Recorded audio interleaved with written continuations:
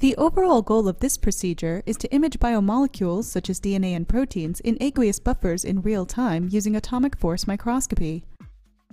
This is accomplished by first preparing biomolecules to be imaged. Next, the atomic force microscope is set up and the AFM cantilever probe is positioned. The sample surface and biomolecules of interest are then imaged and analyzed. Ultimately, results can be obtained that show general size, amount, and organization of DNA and proteins and heterogeneous biomolecular complexes in buffered conditions through atomic force microscopy. This method can help answer key questions in the molecular chaperone field, such as what is the stoichiometry of chaperones and cochaperones complex to a client protein. Visual demonstration of this method is beneficial, as the AFM and cantilever probe preparation steps may be difficult to learn from printed instructions, largely because of the intricacies associated with their physical manipulation. Demonstrating the procedure will be Morgan Shannon and John Gertz, 2 students from my laboratory. To begin, isolate the protein or DNA molecules to be imaged and suspend them in an aqueous buffer. After confirming the purity of the sample, incubate it in an AFM adsorption buffer on ice to promote adherence of the sample to mica. For protein samples, use a 10 millimolar Heaps buffer, and for DNA, a magnesium-containing buffer composed of 10 millimolar tris, pH 7.5, 10 millimolar sodium chloride, 2 millimolar magnesium chloride is suitable.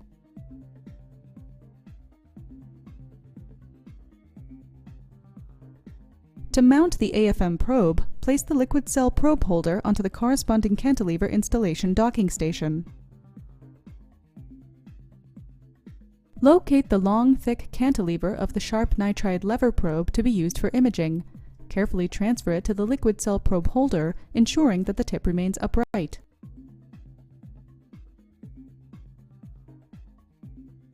Next, examine the cantilever under a light microscope to ensure it is intact and properly seated in the liquid cell probe holder.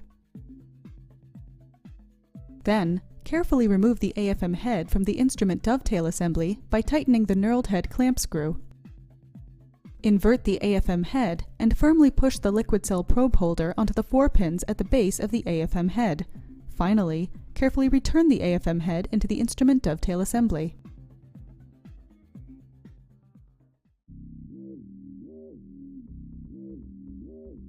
To further prepare the AFM before imaging samples, move the knobs of the onboard light microscope to locate the cantilever tip. Adjust the up and down arrows of the optics controller on the software to bring the cantilever tip into focus. Use the laser adjustment knobs to align the laser to the cantilever tip.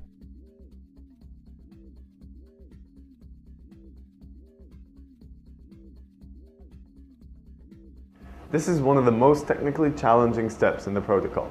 Positioning is done manually and requires precise knob adjustment. Careful monitoring of the laser in the reflection spot and the illumination spot increase the likelihood of successful alignment. Next, adjust the photodetector knobs on the AFM head to center the photodetector. Place a freshly cleaved sheet of mica attached to a metal AFM specimen disc on the magnetized sample holder atop the AFM holder plate.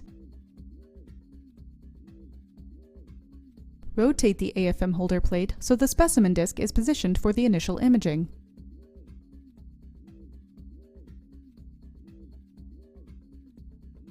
Use the focus surface control of the instrument software to move the AFM head down toward the surface of the mica specimen disc until distinct features on the mica surface or the tip reflection are in focus.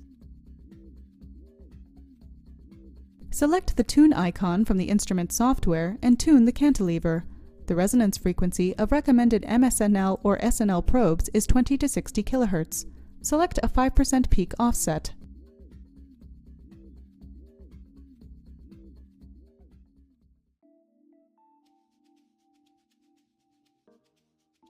To image the mica sample, first engage the probe onto the mica surface. Set initial scan size to 10 micrometers and the scan rate to 1 Hz.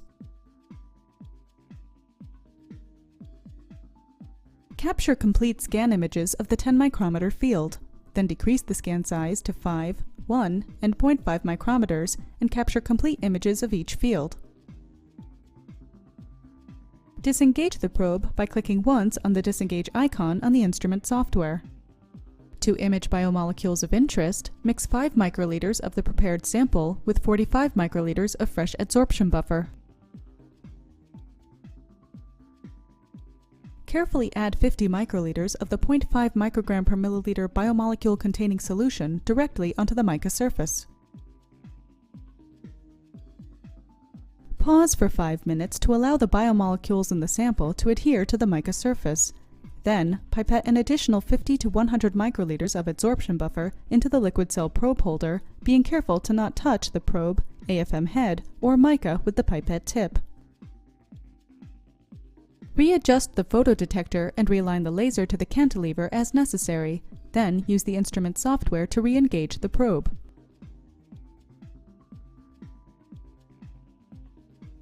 Increase the scan size to identify regions of interest. Once imaging is complete, select the withdraw icon on the instrument software several times to disengage the probe. Finally, use distilled water to thoroughly rinse the liquid cell probe holder and specimen disc, then dry it with compressed air.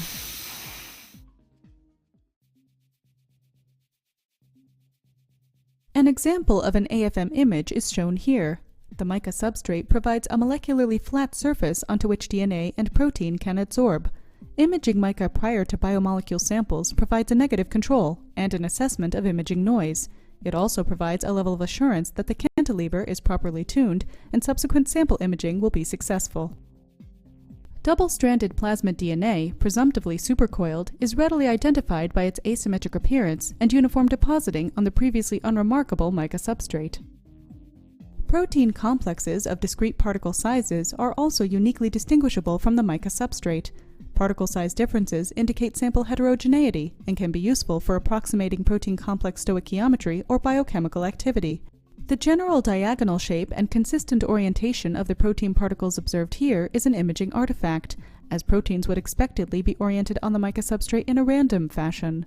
Possible causes of the observed artifact are a physical tip abnormality or AFM imaging at too rapid of a scan rate.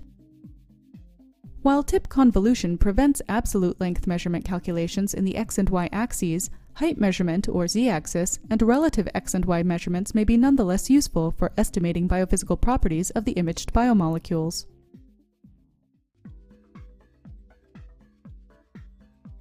While attempting this procedure, it's important to remember to accurately tune the cantilever and align the photodetector.